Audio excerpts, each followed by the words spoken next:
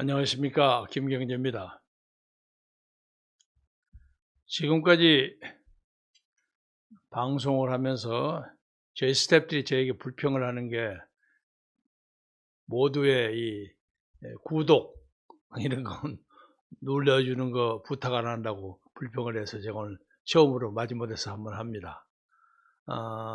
저희들 방송을 이봉규 TV, 너아라 TV, 변희재 미디어 워치, 너만 몰라 TV 이런 데서 자동적으로 퍼가기 때문에 그쪽에 조회수가 많이 나옵니다만은 저희들은 신생 방송이기 때문에 좀 부족합니다. 그래서 여러분이 시청자들께서 저희들 거 보시면서 구독 한 번씩 빨간 버튼 눌러주시고, 그리고 또 그 뭡니까, 알림 하는 거, 그런 거, 손가락 하는 거, 그런 거 눌러주시면 저희들에게 큰 도움이 되겠습니다. 부탁드리겠습니다. 오늘은 우리나라 정치를 여성들이 좌지우지하지 않는가 하는 그런 느낌을 가지고 방송을 시작합니다. 우선 윤석열 후보, 이제 후보가 됐죠. 예비 등록을 했으니까. 후보의 부인 김건희 씨에 대한 얘기가 아주 시끄러운데, 우선 김건희 씨가 무슨 뭐 요정을 했다는 얘기, 그리고 박사 논문 뭐 했다는 얘기, 뭐 결혼을 2번째 했다는 얘기, 이런 얘기가 많이 나오는데 이건 본질하고 좀 벗어난 거라고 봅니다. 우선 박사 논문도 제가 얼핏 그 요체를 보았는데 대단히 전문적인 문제를 다루었더라고요. 그래서 이 문제의 장단점은 국민대학교에서 잘 판단하리라고 생각하고, 그와 관련해서 뭐 추미애 의원이 뭐 여러 사람들의 또 박사 논문 문제가 많이 되죠. 문제가 되는 게 그것도 공식적으로 다시 조사하자고 주장했던 윤석열 후보의 그 반발은 정당하다고 생각합니다. 근데 여러분이 잘 아시다시피 우리나라의 이 학위 논문의 문제가 참으로 많습니다. 학교나 대학 근처에 가면 그 학위 논문, 특히 석사 논문 정도는 그냥 돈 몇백만 원에 그냥 쉽게 써주는 데가 너무너무 많아요. 박사 논문은 좀 덜 하겠지만, 그래서 이 표절 문제 이런 문제가 항상 문제가 되는데, 그래서 많은 사람들이, 외국 사람들이 한국의 학위의 한 반 정도는 엉터리다 하고 보는 사람도 있다고 합니다. 지금은 현역 의원이 아니지만은 지난번에 국회의원을 했던 그때 신한국당인가요? 뭐 의원, 뭐 여자 의원, 논문을 썼는데 자기가 어떤 논문을 쓴지도 잘 모르는 그런 경우가 있었어요. 그래서 이 논문 문제는 항상 우리나라 학계의 정화를 위해서나 이런 걸 위해서 엄격하게 조사해야 한다고 생각하는데, 김건희 씨 논문 문제와 같이 추미애 장관의 논문, 그리고 관계된 여러 사람의 논문도 같이 권위 있는 기관에서 같이 했으면 좋겠다. 그게 제 생각입니다. 그리고 뭐 김건희라는 분이 어렸을 때 사진도 보았습니다만 탁월한 미모를 가지고 있더라고요. 그래서 여러 사람들이 관심을 많이 가졌을 거고, 또 결혼도 2차례 하고 해서 화제의 중심인물이 되었다는 건 이해가 됩니다만은, 그것 때문에 윤석열 후보의 어떤 그 대권 노선에 큰 장애가 되지는 않는다고 저는 보고 있습니다. 앞으로 어떤 일이 벌어질지 모르겠습니다만은, 오늘도 방금 보니까 어떤 여당 측 친여 매체에서 오늘 저녁 9시인가 김건희의 제3의 남성을 뭐 폭로하겠다 이런 예고가 나왔더라고요. 지금 오후 한 3시쯤 됐습니다만 두고 보겠습니다. 그래서 혹시 저 아르헨티나의 그 대통령 부인 에바 페론 있죠? 에바 페론처럼 인기가 있으면서도 또 말썽도 있는, 화제를 몰고 오는 그런 사람이 되지 않을까 하는 생각도 드는군요. 이와 관련해서 또 우리나라 언론 환경에 대해서 한 말씀 드리겠는데, 최근에 그 한겨레 신문을 27년 다니다가 청와대 대변인도 하고 또 흑석동에서 부동산 사가지고 좀 시끄럽게 하다가 또 재수 좋게 무슨 그 비례대표 승계받아서 국회의원이 된 김의겸 뭐 의원이 그 김건희 씨 사건을 조사하는데 MBC 기자가 경찰을 사칭했다고 해서 그건 뭐 옛날 많이 하는 일입니다. 이렇게 얘기해가지고 말썽을 많이 부리고 있죠. 근데 이것은 김의겸 의원 자체의 어떤 도덕성 문제이기보다는 그가 27년간 봉직했던 한겨레 신문의 도덕성에도 치명적인 문제가 됩니다. 근데 이와 관련해서 또 같은 한겨레 출신인 누굽니까? 김영주 그 전 KBS 사장이 잘못했습니다. 우리 스텝이 고쳐줘. 정영주 사장이 물러났다가 이번에 또 방심위 위원장으로 온다고 하니까 그렇지 않아도 지금 우리나라 언론이 문재인 정부에서 완전히 장악되다시피 하는데 이 정영주까지 붙여서 어떻게 하라는 것인지 걱정이 태산 같습니다. 이에 관해서 또 이 야당이라는 국민의힘 이준석 대표가 엊그제 송영길 더불어민주당 대표하고 밥을 먹으면서 무슨 국민 지원금 100% 합의했다가 뭐 한 2시간도 못 돼서 국민의힘 간부들이나 그리고 그 바른말 잘하는 윤희숙 의원에 의해서 네가 제왕이냐 하고 그냥 반박을 당해서 지금 아주 쫄딱 명분이 없게 되었습니다. 젊은 사람이 이런 일이 가끔 벌어집니다. 그래서 우리가 대표가 됐을 때도 뭐 일각에서는 그 대표를 뭐 조작해서 만들었다는 설도 있지만 설마 그렇게 했겠습니까마는 젊은 사람이어서 좀 실수하지 않을까 하는 아쉬움이 있었는데 아니나 다를까 이런 게 벌어져서 앞으로 이준석 대표가 좀 조심하면 더 좋을 것 같다는 생각이 들고, 대표는 결과적으로는 이제 대통령 후보가 정해지면 사실상 모든 힘이 대통령 후보로 가기 때문에 아마 오는 한 11월 정도 되면 이준석 대표의 사실상의 그 영향력은 많이 가라앉습니다. 그러니까 그냥 귀엽게 봐주고 이준석 대표는 파이팅해서 정신 차렸으면 좋겠다 하는 그런 생각입니다. 이와 관련해서 이제 이런 그 김건희 씨 얘기를 했는데 또 오늘 문제되는 이재명 씨도 지금 이 여러 가지 문제점이 많이 있는데 집중적인 공격을 당하죠. 근데 무슨 뭐 미군을 점령군이라고 했다거나 뭐 이런 등등의 이재명 후보의 어떤 그 역사원에 대해서 상당히 문제점이 많이 제기가 되는데, 그거보다는 그 끈질긴 그 영화배우 김부선의 그 공세, 이거 옆에서 보기 참 안타깝게 짝이 없어요. 그리고 아무리 하도 그러니까 일반 사람들은 그냥 그 김부선 씨가 없는 거 그렇게 했겠느냐 그런 느낌이 들어요. 뭐 이게 느낌입니다만 정확한 증거가 있는 건 아니지만, 그래서 이재명 씨가 뭐 바지 타령 부리고 어쩌고 하기 전에 그 문제를 좀 잘 해결하는 방법을 강구하지 않으면 대통령이 되기가 좀 어렵지 않을까 하는 느낌이 들어요. 지난번에 저는 이재명 후보가 여당의 후보가 됐으면 상당히 편리하고 좋겠다 그렇게 얘기를 했는데, 요새 이재명 씨가 자꾸 인기가 떨어지는 것 같아요. 이것 때문에. 그것은 지난번에 그 국민 면접에서 이낙연 후보가 많이 올라가지 않았습니까?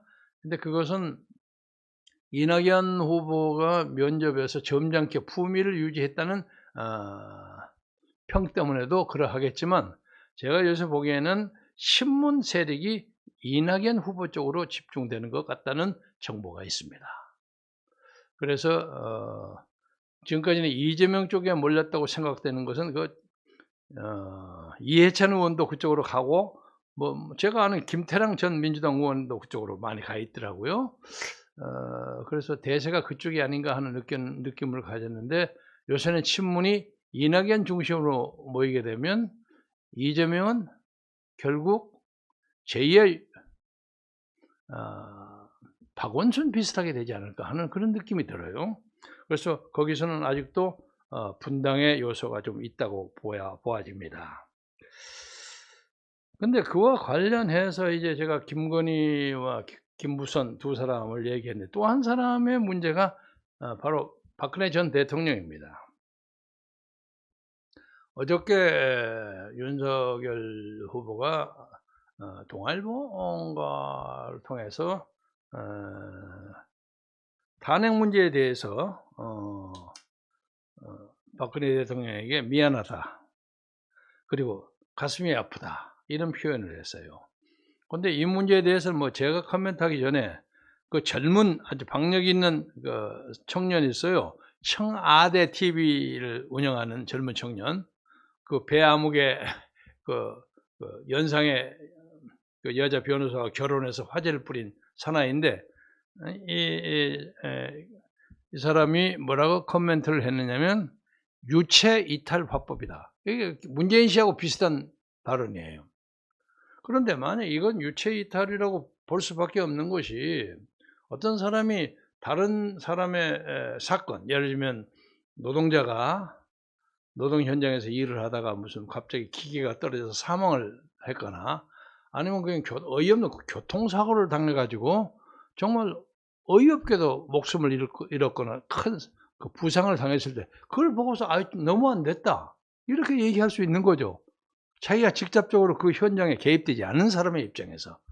그런데 박근혜 대통령의 탄핵 문제에 대해서는 윤석열은 그렇게 해야 할 입장이 아니죠. 또 공교롭게 윤석열과 같이 요새 문제가 되는 박영수 특검 있지 않습니까? 이 사람은 요새 포르쉐 때문에 지금 난리법석이 났는데, 박근혜 대통령의 탄핵을 실질적으로 감옥행으로 마무리 짓기 위한 작업, 소위 특검의 주요한 멤버 둘이, 박영수와 윤석열이가 동시에 이제 국민의 심판의 도마 위에, 평가의 도마 위에 올라섰습니다. 박영수 특검은 제가 여기서 뭐 자세하게 코멘트 안 하겠습니다. 앞으로 그럴 기회가 많이 있으리라고 생각합니다만, 자기가 그 후 한 4년 동안 자기가 기소해가지고 유죄 판결을 받은 박근혜 전 대통령은 감옥소에 4년간 있었고, 자기는 그동안 특검이라는 명분으로 월 777만 원의 봉급을 받으면서 특검 자리를 유지하고 있었어요. 그 돈도 좀 부족했는지 어쨌는지 아무튼 국민의 입살에 오르게 됐는데, 아마 이게 형사적인 소추도 가능하리라고 생각합니다. 그래서 이 윤석열 후보는 김건희뿐만이 아니라 박근혜 전 대통령에 대한 코멘트를 좀 더 구체적이고 정말 죄송하다는 표현을 더 해야 한다고 생각합니다. 공교롭게 제가 이제 윤석열 측과 그 커뮤니케이션을 하고 있는 채널 중에 하나인 같은 서울법대 나온 변호사가 있어요. 나 이름은 뭐 생략하겠습니다. 그분이 어제 저에게 문자를 보내세요. 텔레그램으로. 선배님,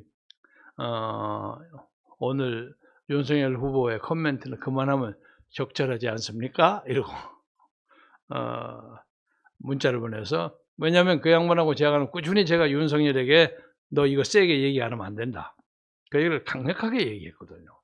그 근거로 윤석열 쪽이 받는 표, 그리고 지금 저쪽에 여권의 1위를 달리고 있는 이재명이가 받는 표, 그걸 다 보태면 한 60% 내외 됩니다. 한 60 내지 65%. 그리고 거기에 뭐 이것도 아니고 저것도 아닌 사람들 한 5, 6% 있을 것이고, 적어도 30% 내외, 많으면 35%, 적으면 27%, 27%가 그전에 어디 새로운 정당을 원한다 하는 그 여론조사에 나타난 표시입니다. 이런 사람들은 중도 보수 우파들입니다. 그러니까 그 양반들은, 그 유권자들은 적어도 박근혜 대통령이 부당하게 정치적 고난을 당한다, 그리고 그들은 그것 때문에 항의하기 위해서 다 광화문에 한 번씩 나와본 사람들입니다.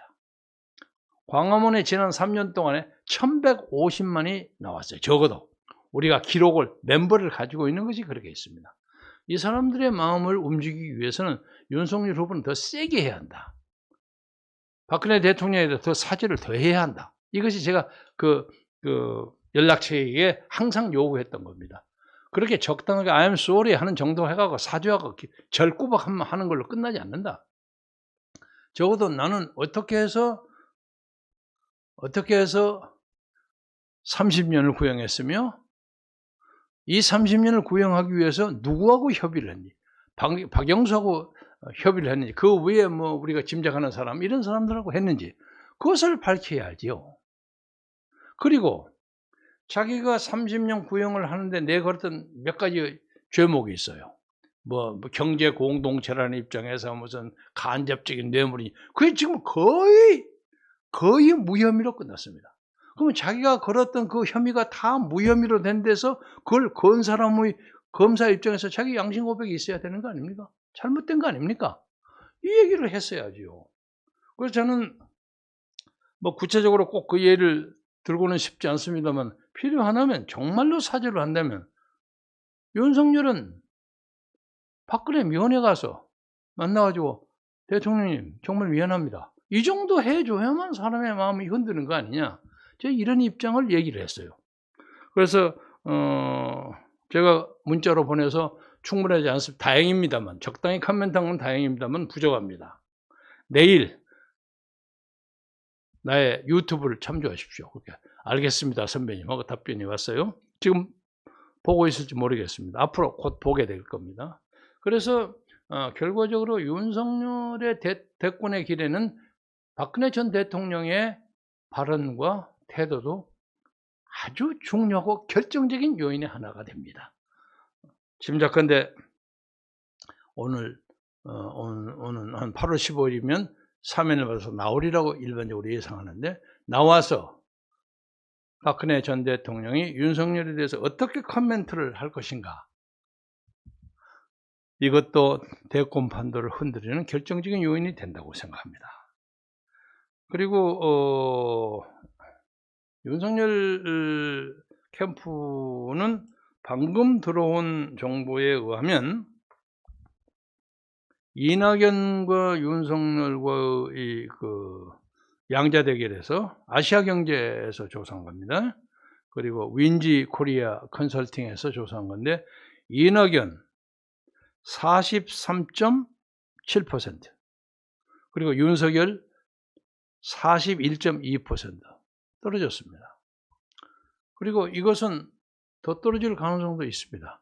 그러니까 지금 여론조사에 탑이 있다고 해서 절대로 안심해서는 안 됩니다. 순식간에 한두 개의 실종만 하면 그냥 떨어질 수 있습니다. 그래서 그런 문제에 대해서 윤석열은 굉장히 파천황적인 결단을 해야 한다고 봅니다. 그리고 최악의 경우에 광화문에서는 새로운 세력을 대변하는 사람을 내세워서 윤석열을 부인할 수도 있습니다. 부정할 수도 있습니다. 그래서 항상 제가 개인적으로 얘기하는 건, 윤석열 씨는 우리 광화문 세력에 들어와서 여기서 적당하게 사과하고 사죄하고 우리의 세력으로 정권교체에 앞장서라 하고 권했는데, 그것이 잘 먹힐지 안 먹힐지 잘 모르겠고, 또 하나는 이거 대단히 개인적인 문제입니다만은, 윤석열 주변의 캠프가 주로 서울 법대생들로 많이 구성됐다고 알려져 있습니다. 저하고 연락하는 그 변호사도 서울 법대생 출신입니다만은, 예를 하나 들자면, 옛날 이회창 후보가 거의 대통령이 다 된 듯한 기분을 가지고 살았을 때가 있습니다. 그런데 그때 아주 핵심 세력이, 핵심 멤버가 경기 서울법대였다고 그럽니다. 그 양반은 경기만 나와도 안 되고 서울법대만 나와도 안 되고, 그런 사람은 다 세컨더리, 2차적인 참모고, 경기 서울법대만 아주 굉장한 엘리트 의식을 가졌기 때문에, 그것이 혹시 이회창 후보가 사퇴 판단을 너무 느슨하게 하고 대선에 성공하지 못한 이유가 되지 않았을까, 그렇게 많이 얘기합니다. 나는 그때 그 정반대에서 이회창 후보를 이렇게 쳐다보고 있는 입장인데 그 양반이 자꾸 실수를 하더라고요. 그리고 그때는 우리 쪽은 나는 그때 반대편에서 우리가 이긴다고 생각하지 않고 있었습니다. 근데 그때 선거를 이긴 것은 순전히 이회창의 개인적인 실수 때문에 벌어진 겁니다. 그래서 이 문제를 윤석열 후보도 잘 생각해 주시기 바라고, 저는 윤석열 후보가 박근혜 대통령 탄핵하는데 앞장서서 그야말로 뭐라고 막내라고 합니까? 칼제비를 한 것은 사실이죠. 그래서 중앙지검장까지 올라가고 검찰총장까지 올라갔습니다. 근데 한참 올라가다 보니까 이러다가 너무 한쪽으로 치우치지 않느냐 하고 생각해서 요새 뭐 법무장관하고도 부닥치고 조국하고도 좀 부닥치고, 그리고 이제 피해자 코스프레를 해가지고 나 나갑니다 하고 나가지 않았는가 하고 생각하는 사람이 상당히 많습니다. 그럼 저는 그 사람들에게 이렇게 얘기합니다. 우리는 정권 교체가 시대 정신이다. 이거 반드시 해야 된다. 정권 교체를 하기 위해서는 윤석열만한 일꾼이 없다. 그래서 그 사람이 그런 칼이었다면 양날의 칼이다. 그러니까 적이 버렸다. 적이 버린 무기로 적을 치는 것이 때로는 전략적으로 필요하다. 그래서 지금 새로운 시대의 지도자는, 오늘 아침에 조선일보에도 김대중 전 주필이 그런 글을 썼더라고요. 도덕적으로 훌륭하고 철학이 많고 이론이 많고 하는 사람도 중요하지만 이제는 오공의 적폐를 과감하게 청산할 수 있는 용기 있는 사람이 필요하다. 그런 의미에서는 윤석열이가 적임이라고 생각합니다. 그런데 끝까지 잘 가기를 진심으로 바라면서 제가 지금 몇 가지 말씀드린 것을 잘 고려해서 진짜로 국민에게 열린 마음으로 접근하고 박근혜 대통령을 아직도 안타깝게 생각하는 사람들에게 진심으로 마음 뜨겁게 접근하는 사죄의 말씀을 하는 것이 아마 가장 중요한 변수가 아닐까. 그래서 지금 이번 대선에는 공교롭게 김부선, 김건희, 박근혜 이 세 여인의 태도와 발언에 따라서 이 대선 판도가 정해지지 않을까, 그렇게 생각해 봅니다. 그리고 문재인 대통령은 백신의 이 위기에 대해서 이것도 꼭 자기 일이 아닌 것처럼 짧고 굵게 뭐 한다고 오늘 뭐 그런 말씀을 하셨는데, 대단히 미안합니다만 문 대통령의 말에 더 이상 귀를 기울이는 사람이 많지 않습니다. 그래서 제발 좀 조용히 계셨으면 좋겠어요. 지금 이 모든 이 코로나의 파행, 이것이 문 대통령이 최종적인 책임자입니다. 그리고 얼마나 거짓말을 많이 했습니까? 터널이 막 보인다, 곧 나온다고 얼마나 사람을 속였습니까? 오늘의 이 모양의 터널이 나온 광활한 평야입니까? 이거 문 대통령의 책임이에요. 그래 딴소리 하고 앉으세요. 남 얘기하듯이. 아마 조만간 좀 있으면 여권에서도 대통령 탈당 얘기가 나올 겁니다. 그래서 많은 대통령이 막판에 그렇게 당하더라고요. 그런 입장을 고려해서 자중자애해 주시기를 바라고, 제가 오늘 꼭 말씀드리고 싶은 것은 우리 광화문 세력은, 광화문의 자유 우파는 이 대통령 선거를 절대로 옆에서 쳐다만 보고 있지 않겠습니다. 오늘 이 순간에도 우리의 지도자 정광훈 목사는 전국을 돌면서 1000만 명 당원 모집 목표로 혼신의 힘을 다하고 있습니다. 당원을 만든다는 것은 그건 힘 자체입니다.